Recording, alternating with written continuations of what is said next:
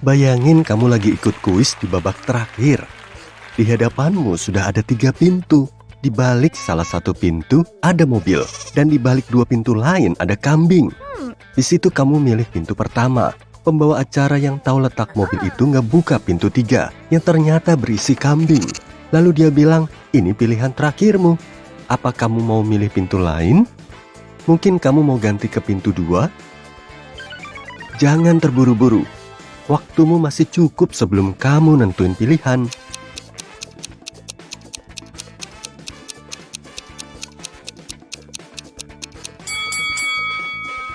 Gimana? Kamu udah nentuin pilihanmu kan?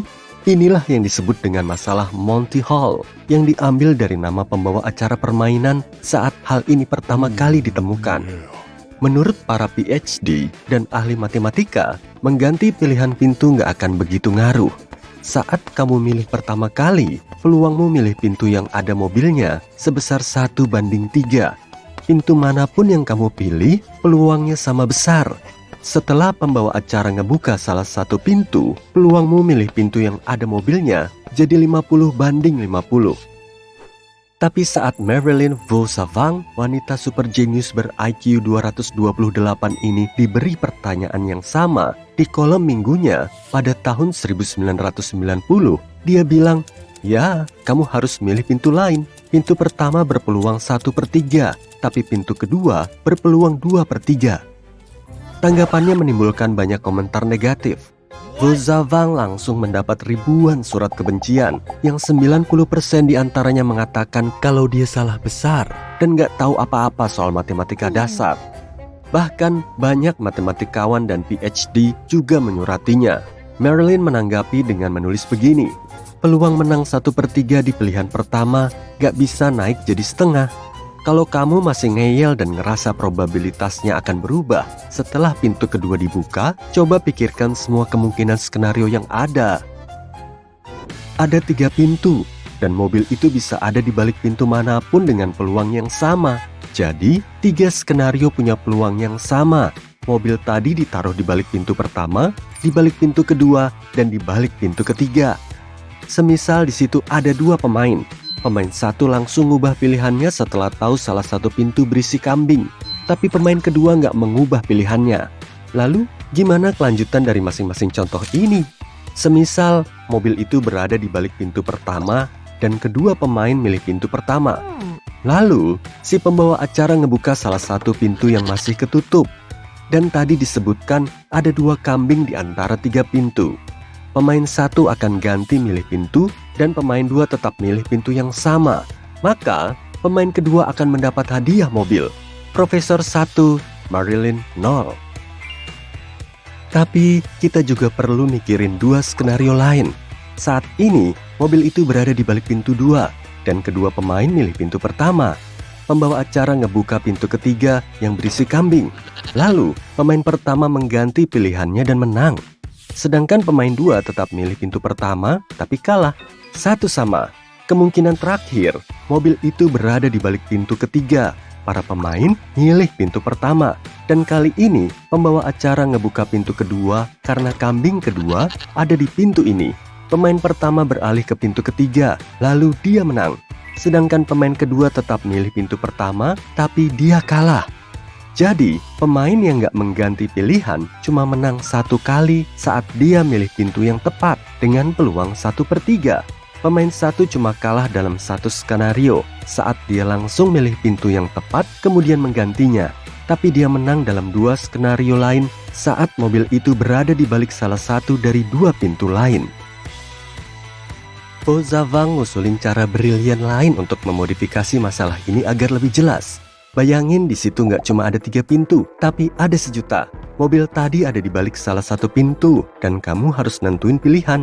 Akhirnya kamu milih pintu pertama. Lalu, si pembawa acara ngebuka semua pintu, kecuali pintu nomor 777.777. Semua pintu di situ berisi kambing. Jadi kemungkinan mobilnya ada di balik pintu yang kamu pilih atau di balik pintu nomor 777.777. Apa kamu mau pilih pintu lain? Jelas dong, saat kamu milih pintu pertama kali, peluangmu mendapat mobil sebesar 1/1 juta.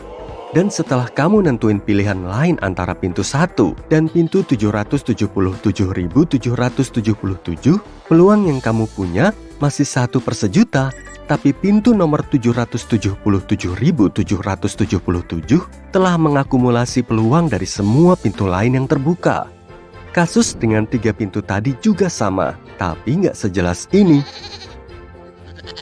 Lalu, siapa sih wanita super jenius yang udah bikin para profesor mati kutu ini? Marilyn Vo Savang lahir pada 11 Agustus 1946 di Missouri. Dia punya nama belakang ibunya, dan menariknya, kata Zavang berarti orang terpelajar dalam bahasa Prancis. Marilyn adalah keturunan dari fisikawan terkenal Ernst Mach. Dia ikut tes IQ pertamanya saat berumur 10 tahun. Dengan skor 228. Padahal IQ rata-rata orang dewasa cuma berada di angka 100. Orang tua Marilyn sudah tahu soal kecerdasannya, tapi mereka merahasiakannya agar dia bisa hidup normal. Saat remaja, dia pengen jadi penulis. Makanya dia nulis di surat kabar lokal dengan nama samaran. Saat dia pengen jadi penulis tetap, dia perlu keuangan yang stabil. Akhirnya, Marilyn muda putus kuliah setelah 2 tahun karena bosan. Lalu, dia mulai berinvestasi.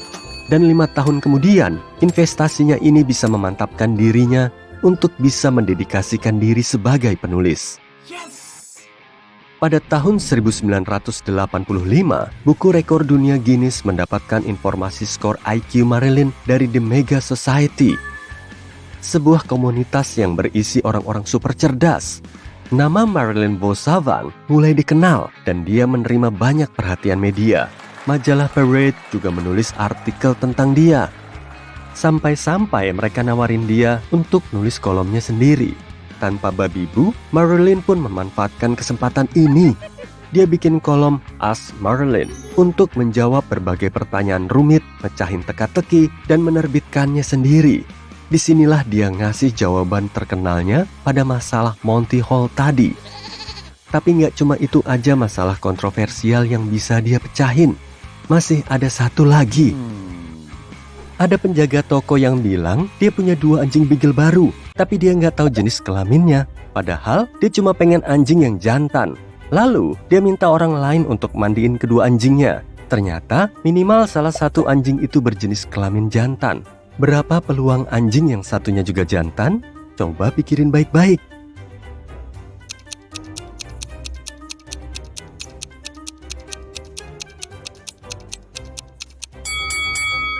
Kebanyakan orang akan bilang ada 3 kemungkinan skenario.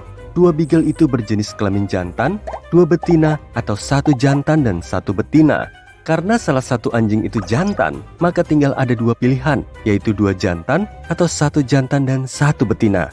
Jadi peluang 2 jantan adalah setengah. Tapi Marilyn Vo Savang menjawab 1/3. Jawaban ini bikin pembacanya kebingungan. Tapi kuncinya, 2 anak anjing itu berbeda jenis dan kita perlu ngebedain keduanya. Misalnya, ada anjing A dan anjing B. Sekarang ada berapa kombinasinya?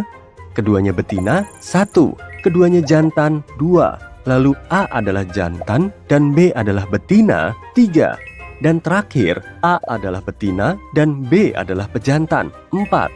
Jadi, ada 3 kasus berbeda saat salah satu anjing berjenis kelamin jantan. Saat kita tahu minimal ada 1 anjing jantan, kombinasi 2 pejantan berpeluang 1/3.